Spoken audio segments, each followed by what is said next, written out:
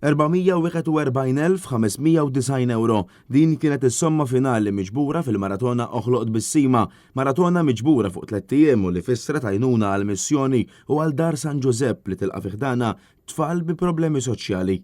ċifra tal-aħrar hija 441,590 euro. B'dawn il-flus ser jiġu rinnovati appartamenti fl-istess dar sabiex dawk li jalqu 18-il sena jkunu jistgħu jibqgħu jabitaw hemmhekk waqt li jkunu jistgħu jkomplu jistudjaw jew jaħdmu.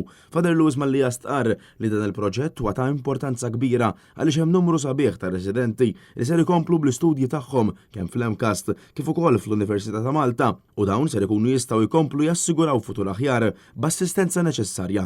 Apparti rinnovar ta' appartamenti f'Dar San Giuseppe, il-fondi miġbura f'din il-maratona ser imorru wkoll għal missjoni barra minn pajjiżna f'assistenza annwali li Oħloq bis-Sima tagħti lil missjonarji li jinsabu l-bogħod minn pajjiżna.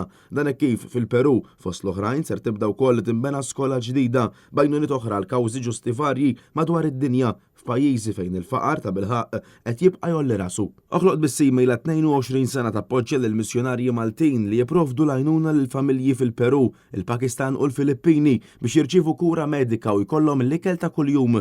L-organizzaturi tal-maratona rringrazzjaw lil pubbliku kollu li dejjem kien solidari u ġeneruż fil-maratoni u l-poplu qed ikompli jgħin sabiex ħajjet dawk inqas ixxurtjati dejjem tmur għall-aħjar.